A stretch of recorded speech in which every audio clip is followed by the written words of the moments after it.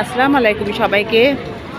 আমি সিমসি হসপিটাল বেলুরে, তামিলনাড়ু, চেন্নাই।